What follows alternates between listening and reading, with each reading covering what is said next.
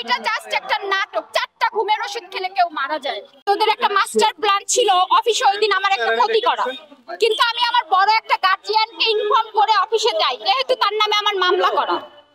আমি তো একজন গার্জিয়ানকে জানিয়ে যাব যে আমি অফিসে যাচ্ছি। পরবর্তীতে আমি অফিসে যাওয়ার পরে রিয়ামণি আর আমি ফজর পর্যন্ত তাকে ঢাকায় খুঁজি, অনেক জায়গা তাকে খোঁজাখুঁজি করে পাই না। পরে অফিসে যেয়ে আমরা ঘুমিয়ে পড়ি। সকালবেলা খবর আসে, আপনারা সবাই জানেন, তার এক ফ্রেন্ডের বাসায় যে সে কিন্তু সকালে যে ঘুমের ওষুধ খায় 4টা। একটা মানুষ ঘুমের ওষুধ খেলে তো ঘুমাবে, ওইটা হসপিটালে তার বন্ধু ভয় পেয়ে যায়, কারণ সে একটা পাবলিক ফিগার। তার বাড়িতে বসে যদি একটা অঘটন ঘটে যায় তাহলে তার তো দায়ভার। তার ফ্রেন্ড তাকে হসপিটালে নিয়ে যায়। আমাদের খবর পাওয়ার পরে আমি আর রিয়ামণি রওনা। আমরা তো মনে করেছি মেজর প্রবলেম, আমি মনে করেছি আমি তো পাগলের মতো হয়ে গেছি। পরে যাওয়ার পরে ওখান থেকে আমরা রিলিজ করায় নিয়ে আসার পথে রিয়ামণি বেটার লাইফ হসপিটালে হচ্ছে আপনার কথা বলে। আধা ঘন্টার ভেতরে হিরো আলমের হুঁশ চলে আসছে।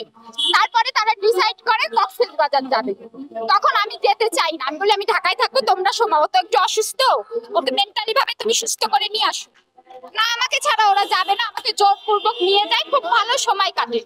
আমি আগে আপনাদের ইন্টারভিউতে বলেছিলাম যে পেছনে আমাকে ভালোবাসা যাবে না, সামনে ভালোবাসতে হবে।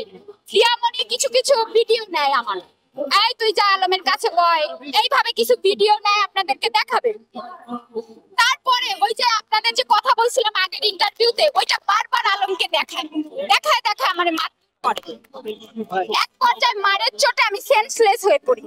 তখন ওনার অ্যাসিস্ট্যান্ট সেলিম আমাকে ওদের রুমে নিয়ে যেয়ে বলে, এই স্ট্যাম্পে সই দিবি, মামলা উঠাতে হবে ভাইয়ের নামে, তুই স্ট্যাম্পে সই দিবি, না হলে তোর এখন ইজ্জত নষ্ট করে দেবে।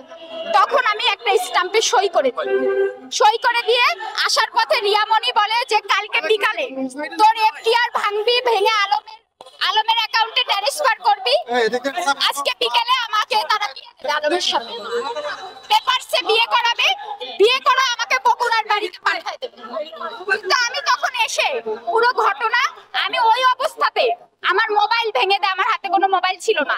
আমি ওই অবস্থায় আমি সাংবাদিকদের সাথে কথা বলে, আমি যে অবস্থায় ছিলাম আমি তাদের সাথে সব জানাই, সেটা ঢাকতে হবে, আমার মামলাটাও নষ্ট করতে হবে। এই জন্য এটা জাস্ট একটা নাটক। 4টা ঘুমের ওষুধ খেলে কেউ মারা যায়, কিন্তু আমি তো ভালোবাসতাম, এই জন্য আমি ছুটে গেছি। কিন্তু এখন আর ভালোবাসি না, আমার মামলা চলমান থাকবে। আমি যদি মরেও যাই তাও মামলা চলমান থাকবে।